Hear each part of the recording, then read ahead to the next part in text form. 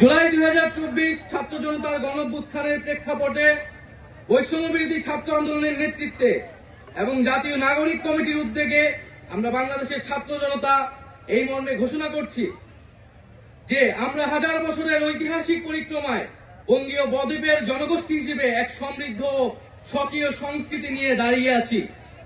প্রায় 200 বছরের ব্রিটিশ ঔপনিবেশিক শাসনের বিরুদ্ধে দীর্ঘ লড়াইয়ের পর 1947 সালে পাকিস্তান রাষ্ট্রের পতন ঘটে। তবে শোষণ ও বৈষম্য থেকে এই দেশের গণমানুষের মুক্তি মেলেনি তখনো। ফলে দীর্ঘ 23 বছরের সংগ্রামের ধারাবাহিকতায় 1971 সালে মহান মুক্তিযুদ্ধের মাধ্যমে লাখো শহীদের রক্তের বিনিময়ে স্বাধীন বাংলাদেশ রাষ্ট্রের জন্ম হয়। কিন্তু স্বাধীনতার পর দীর্ঘ সময় ধরে বাংলাদেশের জনগণকে বারবার গণতন্ত্রের জন্য লড়াই করতে হয়েছে। 1990 সালে ছাত্র জনতার বুকের তাজা রক্ত দিয়ে সামরিক স্বৈরাচারকে হটিয়েছে। তথাপি স্বাধীনতার 5 দশক পেরিয়েও আমরা গণতন্ত্র, সাম্য, মানবিক মর্যাদা ও সামাজিক ন্যায় বিচার নিশ্চিত করে এমন একটি রাজনৈতিক বন্দোবস্ত তৈরি করতে পারিনি। বরং বিগত 15 বছর দেশে একটি নিষ্ঠুর ফ্যাসিবাদী শাসন ব্যবস্থা কায়েম হয়েছিল, যেখানে রাষ্ট্রীয় প্রতিষ্ঠানগুলোকে ক্ষমতাসীন দলের স্বার্থে বেপরোয়া ব্যবহার করে গণতন্ত্রকে ধ্বংস করা হয়েছে। বিরোধী মতের কণ্ঠরোধ, গুম, বিচার বহির্ভূত হত্যাকাণ্ড, সর্বগ্রাসী দুর্নীতি ও অর্থ পাচারকে একটি রাষ্ট্রীয় সংস্কৃতিতে পরিণত করা হয়েছিল।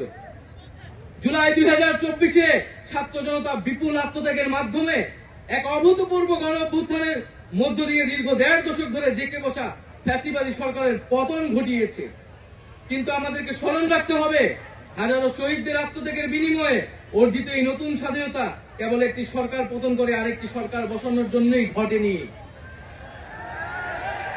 জনগণ বরং রাষ্ট্রপৃষ্ঠে জেঁকে বসা ফ্যাসিবাদী ব্যবস্থা বিলোপের মাধ্যমে একটি নতুন রাজনৈতিক বন্দোবস্তের আকাঙ্ক্ষা থেকে এই অভ্যুত্থানে সাড়া দিয়েছিল, যেন জনগণের অধিকার ভিত্তিক ও মর্যাদা ভিত্তিক একটি রাষ্ট্র পুনর্গঠিত হয়।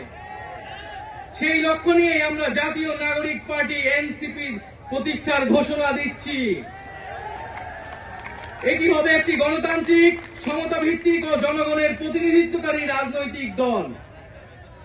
আমরা মনে করি জুলাই 2024 ছাত্র জনতার অভ্যুত্থান আমাদের সেকেন্ড রিপাবলিক প্রতিষ্ঠার লড়াই সূচনা করেছে। একটি গণতান্ত্রিক নতুন সংবিধান প্রণয়নের মাধ্যমে আমাদেরকে সাংবিধানিক স্বৈরতন্ত্র পুনঃপ্রতিষ্ঠার সকল সম্ভাবনার অবসান ঘটাতে হবে। আমাদের সেকেন্ড রিপাবলিক প্রতিষ্ঠার জন্য গণপরিষদ নির্বাচনের মাধ্যমে একটি নতুন সংবিধান প্রণয়ন আমাদের অন্যতম প্রাথমিক লক্ষ্য। আমাদের সেকেন্ড